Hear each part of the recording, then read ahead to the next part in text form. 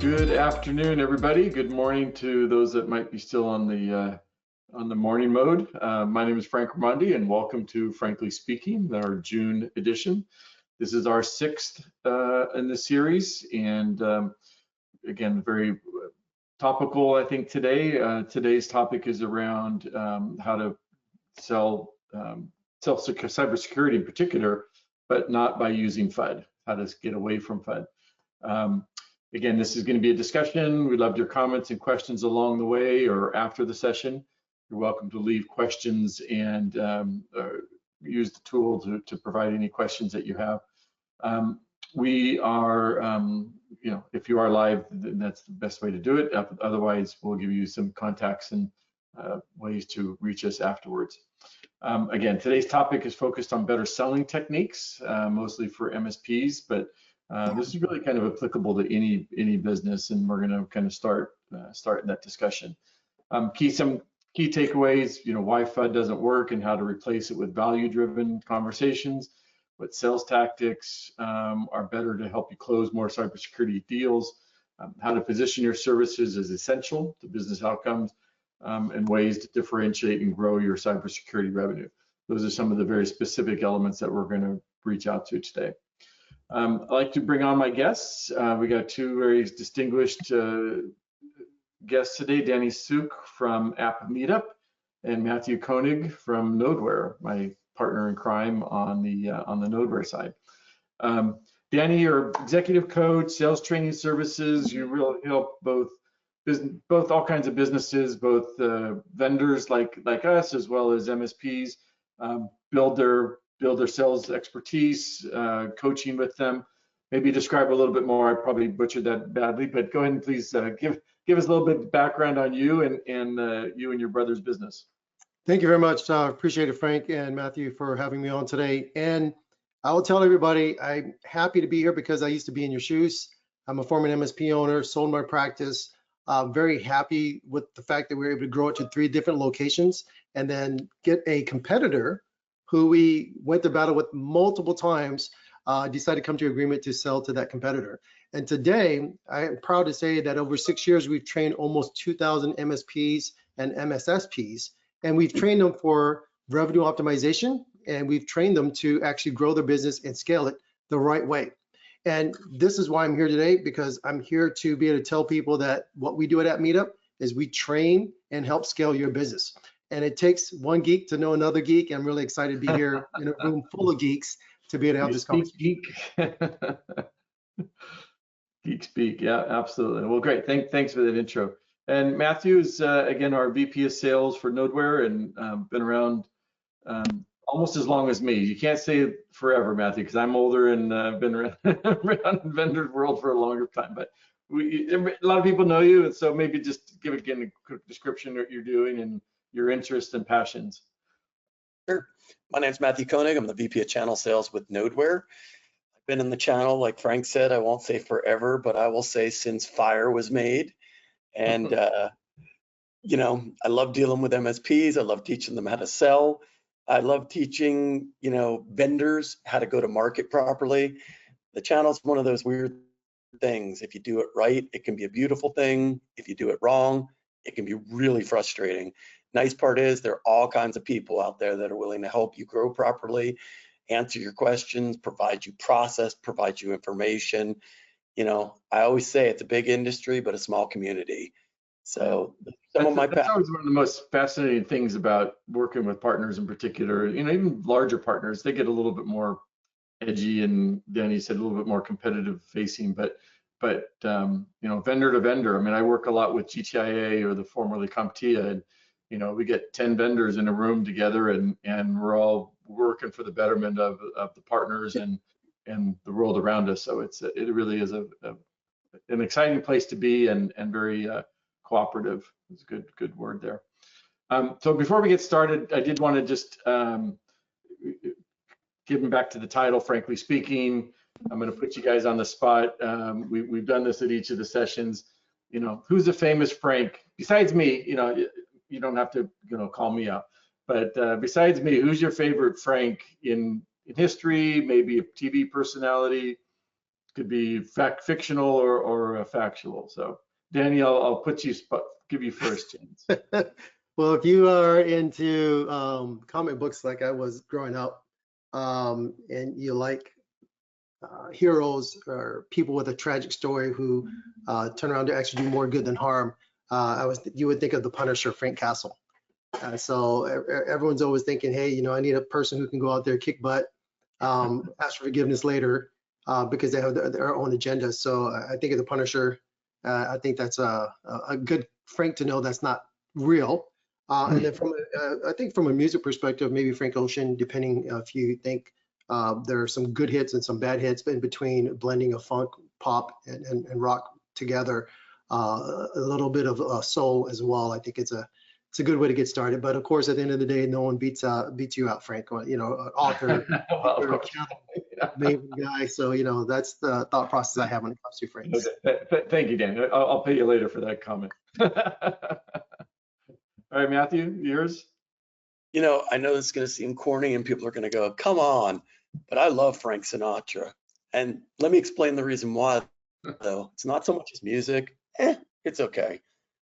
I love him because he's suave and debonair, and he can look at you and put you in your place with just a look while smiling. I love the way he comes across and the way he projects himself. I just hope to be that cool someday. Yeah, no, that's good. All right, well, good. Well, let's get on to the topic. So before we go specifically to technical, I kind of thought about this as a personal thing, right? Kind of turning the tide a little bit, right? When you go in to buy something, maybe it's a house is a little bit dramatic, but a car, maybe a watch, you know, something that you know you need and you want. You're not sure if you're really ready to buy it today, but you know, what's one or two things beyond the product that make you want to buy then and there, right? What's that intangible thing that says, oh, okay, I'm ready to go? And just personally, you know, when you go to shopping, right? What is it for you? For me, it's neat. I'm one of the individuals in the house that will do 10,000 hours worth of research on anything, everything, discount structure, having a military background. I'm trying to even see if they have military discounts on everything. When's the best time to buy? Is it the end of the month, beginning of the month? Doesn't matter what product. It could be a car, it could be an electronic device. It's the end of quarter, it's the end of the fiscal year for that particular OEM. Whatever it may be, I'm always looking for that. Even when I own my own MSP, my own VAR, and I bought products. Okay, which distributor had the biggest discount? Which one had the biggest rebate offering? All of that is something that I love to do. So for me, I think I've already settled down on the product. Is it the right time to buy? Do I need it right now, today? What would happen if I don't buy it today? It's a want, but when does it become a need? So for me, I like to do as much research as possible so that when I make the decision, I move on. I get it and I move on. I don't have time to go back and second guess myself. Got it. That's great. Matthew, anything you're thinking of? Yeah, I'm a salesperson. So, you know, if you come across the right way, you're knowledgeable, you're not pushy, you ask questions, you really understand what it is I'm looking for, and you're able to present that solution to me, as well as in the service after the sale. So meaning, if I have a problem, how can I get it taken care of? Is it easy? Is it a pain in the butt? Does it take 42 phone calls? Does it take one? You know, I'm horrible at that. If I go in to look at something, if I'm going to take the time, that means, like, you know, Danny said, I've done the research, I've looked it up, I know I pretty much want it. You know, I don't know if I'm going to buy today when I go in, but I know I want it. So I think it really depends on the salesperson. And then after the salesperson, it depends on how can they service me. Because if one of those two things are off, I'm out. Easy to walk. No, I agree. You know, there's a funny line or a fine line between being helpful as a salesperson when you come in and being that pushy. And sometimes, you know, it's a feeling, right? I mean, it's a gut feeling, and it's got to make you comfortable, right? I mean, and I guess that's kind of what it's coming down to, right? It's you're feeling comfortable with somebody offering you something, right? Is it after maybe you've done one deal with them before and you got burned and you're never going to go back to them, or maybe it's, you know, whatever it could be. I'll give So you, then you were kind of taking it into a business perspective. So I think you were kind of already going there. Matthew, you were a little bit more on a personal. Anything that you were saying that would differ when you were, as a business person buying something? for me, Yeah, for you. yeah, probably I go down Danny's route. I want to know what it is, what it does, what else is out there, how does it compare, what is the price value? And, I'm not one to just shop on price, unless it's exactly the same thing, and then I want it as, least expensive as possible. But when it comes to business stuff, I really sit there and go, do I need it? What's the benefit? What am I going to get out of it? Or is it cool? Like some of the MSPs that come to the booth and buy all this cool software and then don't implement half of it. Same concept. I'm very wary of buying stuff that I think is really cool in the moment and knowing that I'm never actually going to use it or it's going to do anything for me. Right. Well, so let's twist this on the nail here a little bit in terms of right, our audience is MSPs in particular, and they're trying to sell you, right? You are the everyman, the every business, the person that's looking for services. Maybe they know they need it, maybe they don't. So Danny, let's get kind of specific about selling technology, right? What are the first, maybe most important things that you instruct your clients today, but when you were an MSP, what do you tell them? Where do you start? You gotta connect. I think that's more important than anything else. If you can't connect, they're gonna shut you off anyways. They'll pretend like they're paying attention to you, but they're gonna shut you off. As Matthew was talking about earlier, if he's going to buy a car, for example, are they really pitching them? Are they really trying to sell them? Is it something unique and different? It comes with, like, even on LinkedIn, I get so many requests every single day. And the ones that I actually respond to are the ones who actually try to connect with me and not send me a cookie cutter type of response. Did they connect with me? Hey, I noticed you just wrote a book and the book was about XYZ. And you know what? I actually had a fear of that. Are you open to having a conversation? Because I like to learn more about your book. Something like that is personalized. It caused a connection. I've never spoken to a person, but that connection is more important. So when I tell an MSP, when you're speaking to a potential client, a potential opportunity, connect first. Product is not important right now. Connecting is more important. It could be about your kids. It could be about Franks, right? Talking about Franks. You got to find a way to connect first so they can give you that trust. They can open up and then invite you in to have a little bit deeper conversation. So first thing, always connect. Yeah. It's funny you say that, because one of the things that I always try to teach MSPs, I do a presentation on how to do an effective discovery. And I always tell them the second question you ask, I won't go into the first one right now. Second question you should always ask is, do me a favor. Tell me what makes your business unique, and then shut up. I said, because what's going to happen is you're going to take them from, even if they asked you to come in, their arms are crossed and legs are crossed. And as soon as you ask them that question, which people go, well, what does that have to do with discovery? Not a damn thing. What it has to do with, they're going to lean forward, uncross everything, and they'll talk to you for a half hour if you let them about their business and what makes it unique and how they built it and everything else. Guess what? As soon as they're done with that and you ask them the next question, all of a sudden it doesn't feel bad. It doesn't feel like an interrogation. It doesn't feel like, now you're having a conversation. If you don't do that, then it just feels like, hi, question number one. So to Danny's point, that's the way you relate to someone. And I agree with Danny also. If they're pictures, talk about the pictures, talk about having kids, talk about whatever. But I always find that question really relieves all the tension and gets things going. Yeah. Well, and I think part of that, I'll twist the research, right? You're a buyer, right? You're going to research the product, Danny.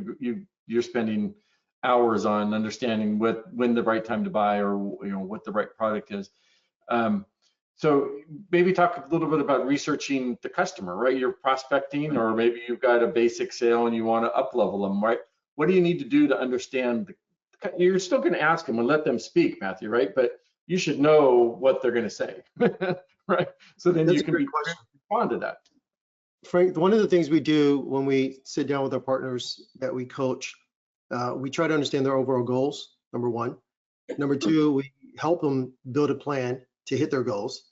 And I'm happy to say, not trying to be an infomercial or commercial, that the revenue that we gave back to one of the OEMs that we worked with was so high that we actually won Supplier of the Year award and beat out Accenture and Capgemini.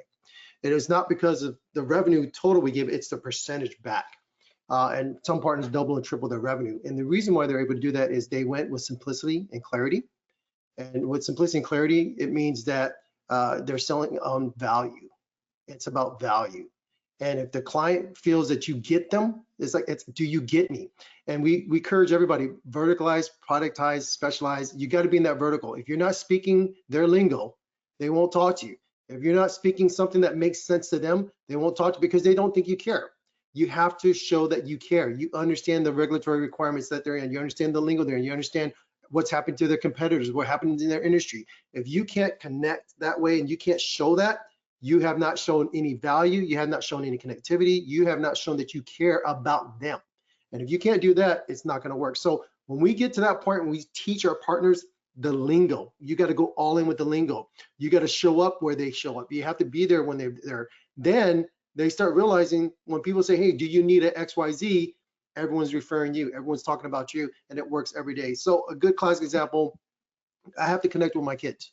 I have to connect with them before I give them detailed instructions, before I do anything with it. If I don't connect with them, they won't pay attention to me. I have to speak at their level, what's important to them. Once I do that, everything else is gravy with my kids. And it's not that difficult to convince them to clean the house. It's not that difficult for them to clean the room. So these are very important when you're working with partners who are trying to talk to customers. Make sure you're specialized in their industry, you speak their lingo, and at the end of the day, you want them to say 3 words, tell me more. As soon as they say tell me more, you built rapport, you're in. Yeah. Well, Matthew, you mentioned the presentations you've done, and I've been in on a number of them, and right, people, you always get you can see the light bulbs bursting in their heads, right, and busting out. But people come up to you afterwards, either in the room or back at the booth or at some other time. What's kind of their first thing that they'll ask about, or kind of comment on from you? Oh, one of the first things that believe it or not, one of the most simple things they comment on is I talk about not being afraid, right? A lot of the MSPs I know of, and to Danny's point, right, you need all that, but a lot of these MSPs are scared to talk to their customers. I might lose them. They may get upset with me. I can't raise my prices. And what I always try to get across, and one of the first things, depending on the presentation, but in my main one, how to sell cybersecurity services, first thing you reminded me not to be scared. I really needed that. I really needed someone to say that it's okay to be the expert on something. It's okay to tell my customers, you need this. Now, to Danny's point, you have to make it about business and value, but at the same time, you have to be willing to be the expert and talk to them. If you sit back and you're scared to death to talk to your customers about something because you think they may get upset, well, it's their business then, not yours. Meaning and your by the way, their competitors are going to come in and talk to them about that, right? So they're not doing it, somebody else is going to and take away the business. Yep. So let's bring that back to the topic that we have in the title, right, about FUD, right? Fear, uncertainty, and doubt. So that's so opposite from what we've just been talking about, but that's been historically, and I think that's still a lot of ways that people sell today. I mean, I'm sure people come up to you and say, well, why can't I sell, why I need to scare them into paying for vulnerability management or paying for, MFA because, I got to scare them and they need to know why they should be doing it. Not so. Talk about what you see there, Danny, on a day-to-day basis in your trainings. Why is FUD so passé and wrong? When anything happens new, when it's new, everyone's fearful, they get scared, they don't know where to do, they don't know where to go. Think AI now, right? But when cybersecurity became a hot word, a hot commodity, everyone was scared, everyone was fearful, and now it's just people just like, I've heard it. Yes, I know it's important. Yes, it's bigger threat than ever before, but I heard it. And so that's when you have to ask yourself, I guess FUD is not going to work. It worked in the beginning. oh my gosh, my business is about to die. I'm going to crumble. I'm going to fall. I got to do everything. How much money is it going to cost? 10x. Okay, I'm going to spend 10x. It worked back then, but fear creates resistance now. And so how do you change it? You have to add value, and that creates a conversation. So MSPs win when they stop trying to, create this fear, uncertainty, doubt, but yet they start selling on confidence and education.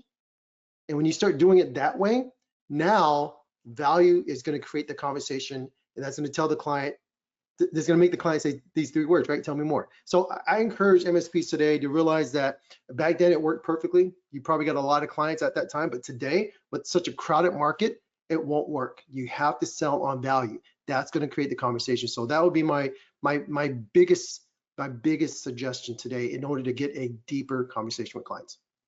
And would you pinpoint that specific, I guess kind of to your point, you're not necessarily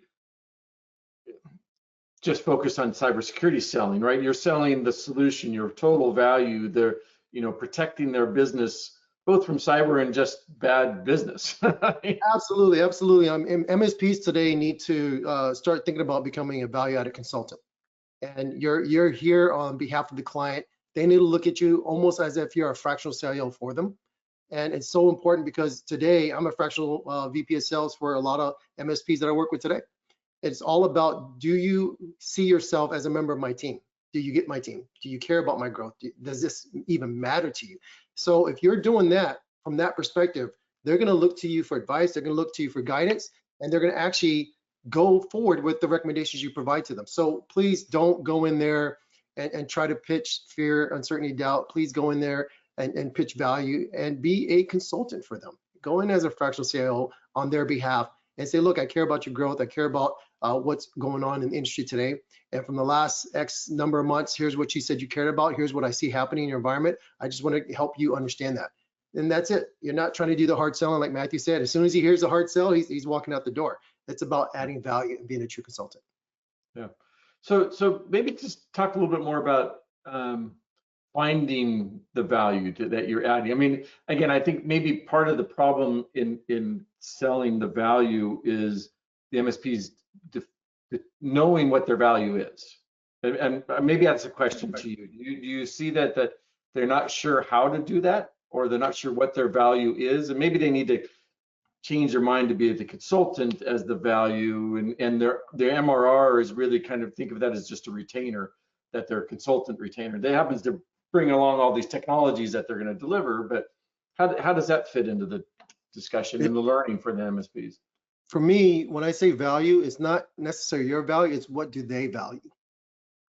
And when you understand what they value, you put in what you value for what your business can provide into that conversation.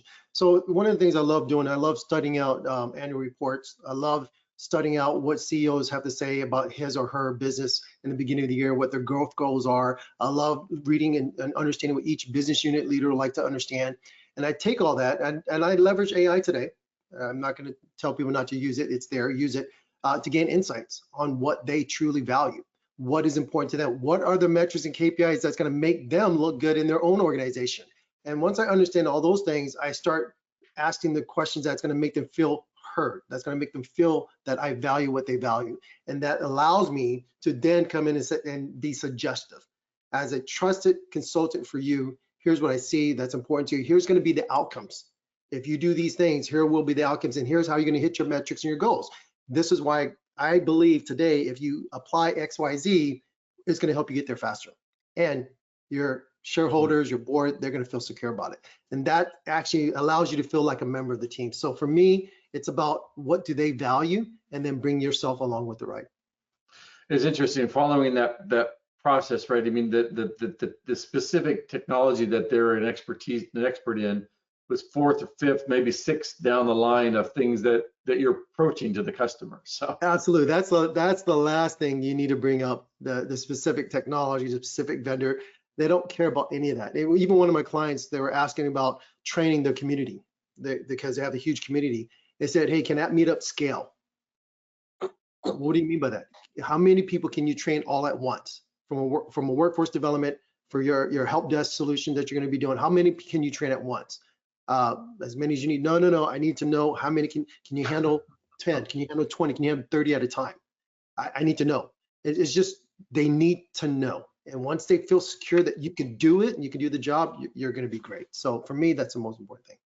Oh, it's funny too, because one of the things to play into what you're saying, and again, it's one of the presentations, and you got to remember in some of these presentations, because I love Danny's feedback and he gets to go a lot deeper in what he does. I got 30 minutes. So what's interesting about creating the value and talking about it from a business standpoint and them not caring about technology, I put this out there every day with MSPs I talk about. You're not selling cybersecurity. You're selling the protection of their people, their profits, and their brand. That's it. That's what you talk about. You talk about nothing else, because that's what they care about. They care about being profitable and not losing money. They care about protecting their people, not having to lay them off, and making sure, you know, they can be there. And they care about their brand and the way it's perceived out there. That's what you're selling. You're not selling anything else but that. And if you can get your head wrapped around that, now all of a sudden, to Danny's point, you know, you're building value, you're building that relationship, and you're talking to them at their level.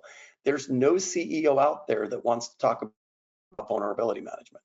There's not one that I've ever met that can care about that, or even you sitting there going, okay, if I find all these vulnerabilities and I patch them, you're gonna, I've never called Uber in my life and said, okay, I want to get from here to here safely. It's got to be a black car. It can't be older than 2024. The driver has to be a male, but he has to be over 30. That you don't do that. I want to get from here to here safely. That's it. Same concept. You know, they want to be protected. How you do it, they don't care. That's about relationship. That's about trust. Go ahead. No, I was just saying that, you know, but at some point you do need to close the deal, right? And you need to get a signature on a contract. So maybe Danny, talk about, okay, once they've gotten in, they recognize that you can bring some value. They get you, you get them. You got a great relationship. You understand how, you know, there's still the dollars and cents that's got to be presented, right? So what's the right time to bring that in, and maybe it's a good, better, best solution, right, that they're offering, or you're never going to want the line listing of all the technologies. It's got to be some kind of a package or a stack. But what's that transition? Absolutely. I love that question. The first thing I would say before you even get to package A, B, or C, and please have a package. It's going to be very important. There's a psychology in how you rate the percentage of package B to package C, by the way, the differential in costs. That's something we can discuss later down the road. But at the end of the day, when you can say to your client, we'll help you with this specific goal that you have, we'll hit those goals with this specific outcome. It may be retain more customers by proving that your systems are secure. Now you're talking business value. So it's about, if you're a CPA and you know you have to be audited, you can tell your clients, hey, I know that your financial information, your data are secured with us. It will not be ripped off. It will not be taken away because of this system that we put in place. Now you know that you're an integral part of that discussion with them. You're an integral part of their value, their outcomes, and their business growth. When all that's being said and done, now price comes in. And so Matthew said something earlier about buying something. And he said that it's not always about the price. I think when you get through all the hurdles of connecting, building the trust, showing the value, speaking their lingo, proving that you understand what they value in their business outcome, and now they're having conversations with the clients where you're part of that conversation because they say our systems where we store your financial data is so secure, we feel that we have an edge over other people, that you don't have to worry about being hacked. What did they just say? They just said it was our IT team, it was our MSP is the reason why we're secure. You're a value-added person. When you put all that together, you can now have the discussion about price. And guess what? The number isn't as bad as you think it is. They're more likely to go with package C or package B. But of course, majority of people, 60% of people go with package B. But that's why I think it's very important that you have that pricing towards the end. When you showcase that you understood their value, understand what's important to them. And now when they're talking to clients, they bring you up without necessarily saying name. They're talking about your security, your systems, and things like that. But going back to talking about FUD and to Danny's point, building that relationship and getting to that point, the easiest way to talk yourself out of a sale is by using FUD in the following way. I've studied, I'm sure Danny has, and I'm sure Frank does. It's part of our job. I've read so many psychology books, I want to blow my head off sometimes.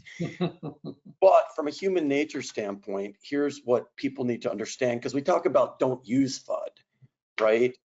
And Danny's point earlier was brilliant because of the fact that it doesn't bring any value.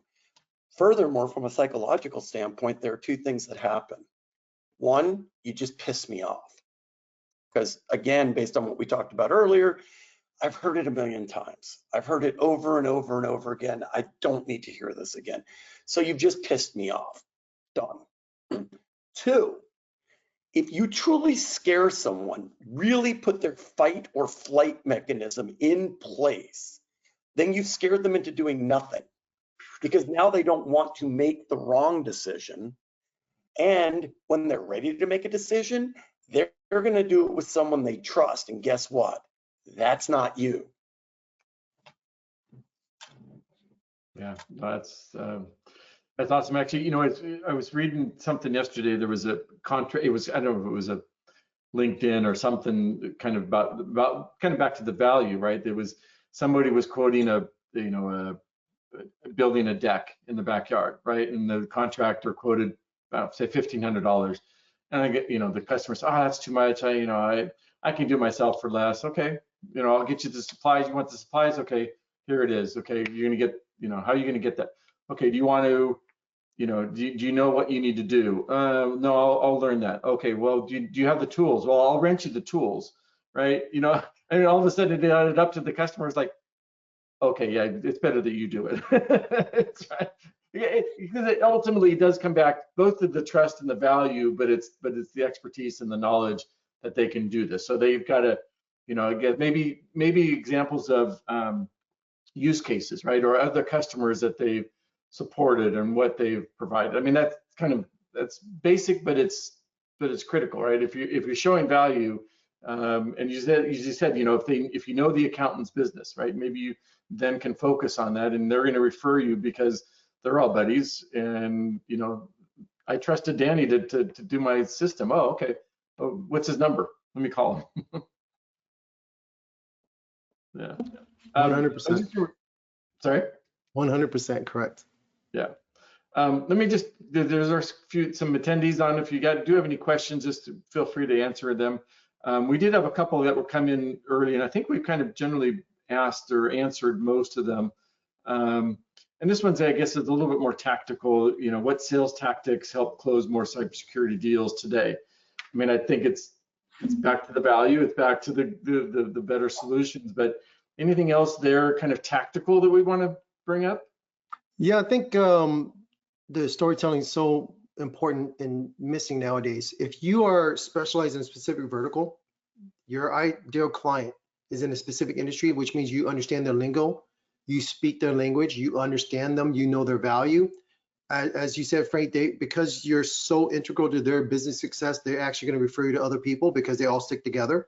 They go to the same conferences, the same road shows. They care about it. Think about our MSP conferences. We're best friends with each other. We see each other all the time. We're sharing tips and best practices with each other every day. They do the same thing. So when you're using that, you're now able to leverage real stories.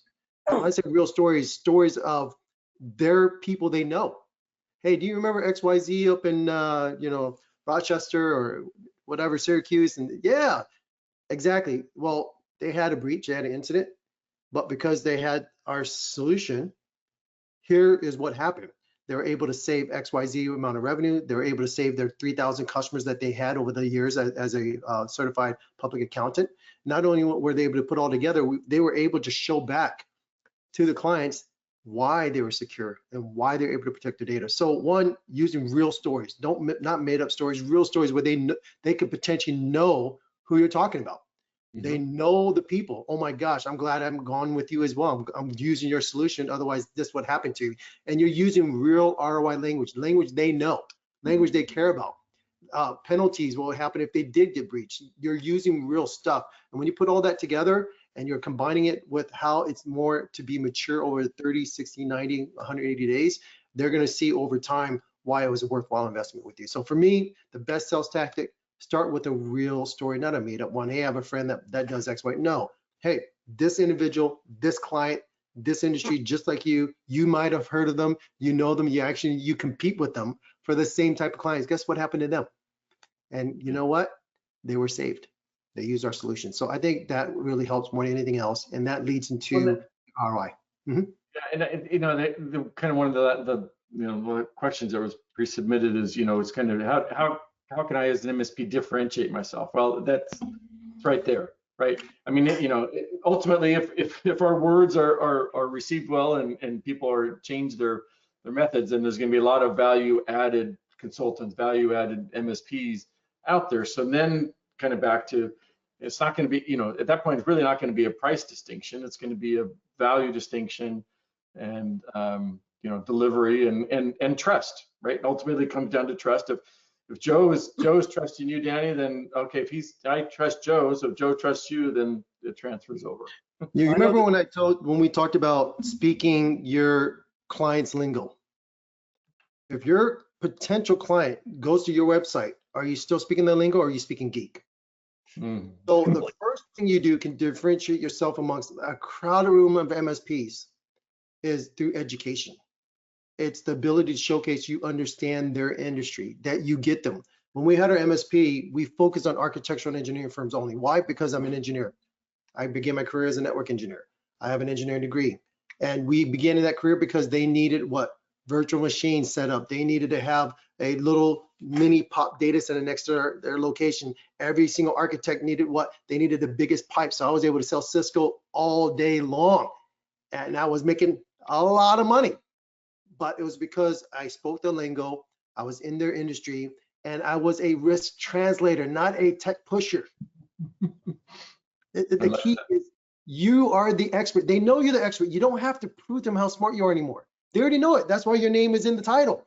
They want you to be a risk translator, not a tech pusher. And if you can educate on your site, because they're going to research you before you even talk to them.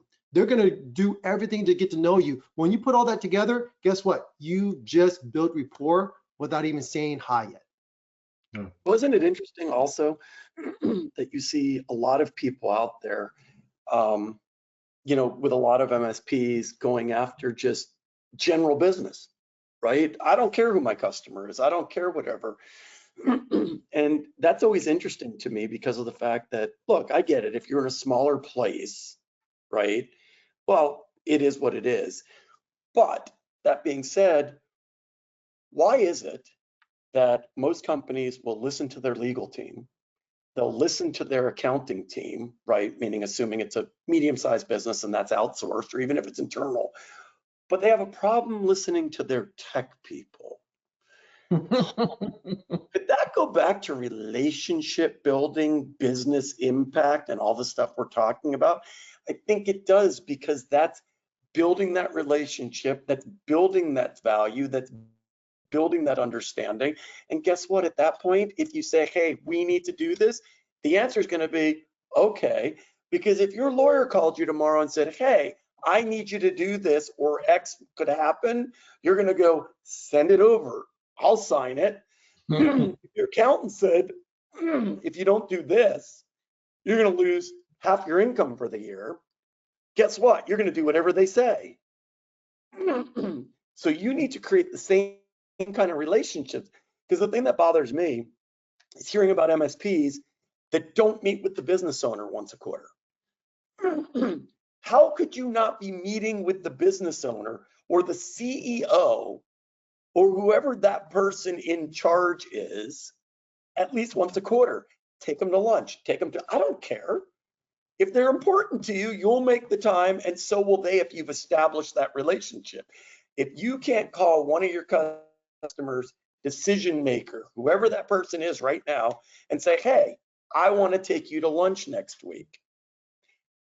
Okay, and they say no, or I don't have time, or they blow you off, you have a bigger problem. So, you know, that's one of the things that I always find interesting, because look, vertical is the best place to be. But if you can't be vertical, still all the other stuff applies.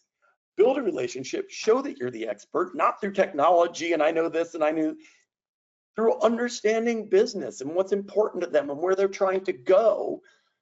And also, wait for it, actually meet with them, talk to them, have conversations with them regularly about what's going on. You can't do that. Come on, Matthew, you've got to be reasonable. I don't get it. But Danny, I want to go back to the website stuff a little bit, just in terms of, I kind of thought about that when you look up an MSP and you kind of see their site, and the majority of them are still pretty technical, talking about, maybe they're talking about vulnerability, maybe they're talking about, secured environments, but I don't know if you have maybe some examples as part of your coursework or some other things, but maybe some quick tips of, I mean, I like the idea of, if you are vertical, talk accounting, importance, and talk about the things that you're protecting and the frameworks that they have to adhere to and that you're knowledgeable about, right? You're talking medical. Okay, now you've got a section on your website that talks HIPAA and why technologies, and the services they provide enable you to be compliant and to secure your customer information, blah, blah, blah. What can they do there on the first step? Yeah, I think the things that we coach and educate every single day is let your product, when I say product, is your company, your name, your brand, do most of the selling for you. And one of the things that we've done is for our revenue optimization, these are partners who are mature. And we're building the automated engine on the back end. We're really growing. We're going after revenue optimization. They update their brand by going on LinkedIn and changing the LinkedIn profile. Do they have the right URL? Do they have the right background? When I look at your background, does it say, tell me more? Is it speaking my lingo? Is it talking my lingo? When I go to your website, do I get everything I need from your website without having to get a sales call from you? Our goal is to get to 90% of all sales are done on your website. I know that sounds crazy, but 90% of your sales are done on your website because you built rapport, you've connected with people, you're educating them to the point where they want to book a call with you or they want to purchase right there on the spot. So it's all about changing how people see you before you speak to them. And we teach this all day long when it comes to the branding, when it comes to the marketing that you do. And it's not that complex. It just takes a little effort to tell your client, I get you from a website perspective. I get you, I understand you.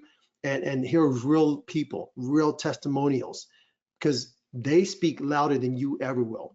People they know in the industry, products and brands that they know in the industry, that they go to market with, that they meet at conferences, those are so much more value to you. And I know for a small MSP, it's hard to go all in and just go in more in vertical. I know it's difficult. Trust me, I was there with you.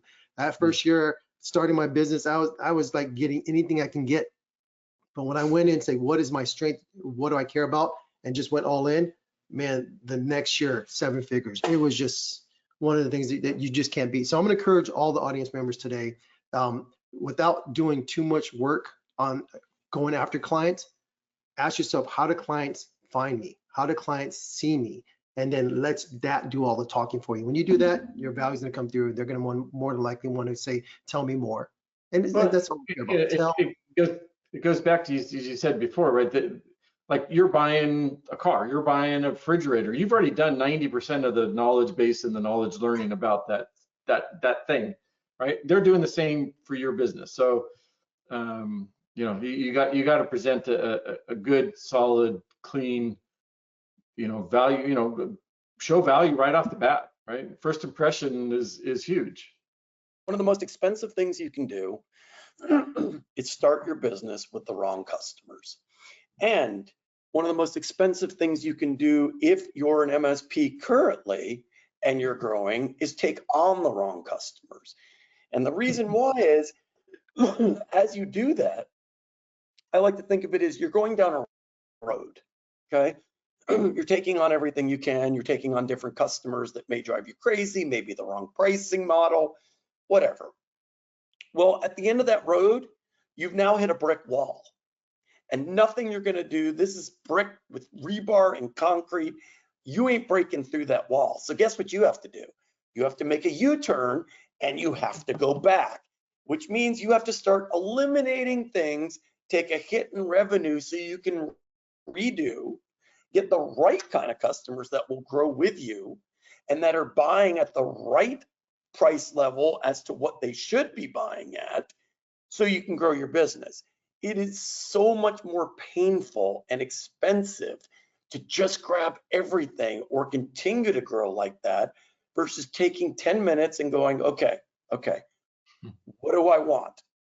What should my pricing structure be? Because being the cheapest doesn't get you anything. I know you think it gets you the business. It does not. It gets you a customer, not the business. There's a difference. I like that. Good. All right. I think we've kind of covered the main topics today. It's been an amazing discussion. I think hopefully the audience and future audiences will appreciate this. I wanted to give you both kind of a last minute, what's your elevator pitch of the key comments and thoughts, and provide your follow-up information. What's the best way to contact you? Thank you, Frank. I appreciate it. I'll go first. If you want to elevate your business, you have to elevate your voice. You have to be able to speak with confidence and articulate the value that you provide to your ideal client. You can do that today. Go to appmeetup.com, get a copy of our book. Any course you register for, anything you sign your team up for, they all will receive a mindset journal. They will receive a workbook. Why? To make you better. And at the end of the day, if you feel like you got it together, guess what? We have an AI coach and we have an AI simulator. Practice with it. You can actually say, this is my ideal customer. It will walk you through the situation and you can talk to it as if it is a customer and practice. Practice makes perfect. And when you have practice down, you have confidence down. And when you have the confidence down, you will speak, and you will speak with eloquence. You will speak in a way where the client says, what? Tell me more. And that's all it's about. Tell me more. So if you're an MSP and you want to grow your business, you want to double, triple your revenue over a period of time, you need to know what?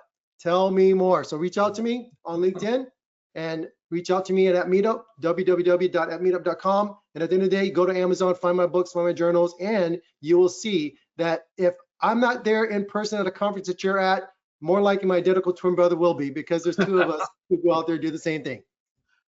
Perfect. Thank you. Matthew? Tell me more. No, I love that. And you're right. That's what it's about. They've given you permission to tell them more. And if they've given you permission, they're now listening. So don't use FUD. It doesn't work. Sell on business value. What is your value? What do you, and it's not that you have the fastest support. It's not that you answer 7x24. That is not it.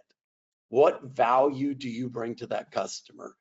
Talk to them at their level about things that they care about, whether that be industry specific, compliance specific, or as simple as protecting their brand profits. And finally, don't be scared of your customers. Build a relationship. If you can't go to a customer and have a conversation, not tell them this is what I have, a conversation about a price increase or something that needs to be done in your opinion, or whatever the case may be, and you're scared that they're just going to say no and go look for someone else, again, much bigger problem than you think you have. So please, please, please follow the things we've talked about. I'm here to help. Danny's here to help. Frank's here to help. Remember, again, big industry, small community. We all want you to succeed. If you want to reach out to me for both questions, spending 30 minutes together and answering stuff, you can do so at matthew.koenig, Koenig, at igicyberlabs.com. And if you're looking for continuous vulnerability management. Oh, I was just going to get to the product plug in a minute.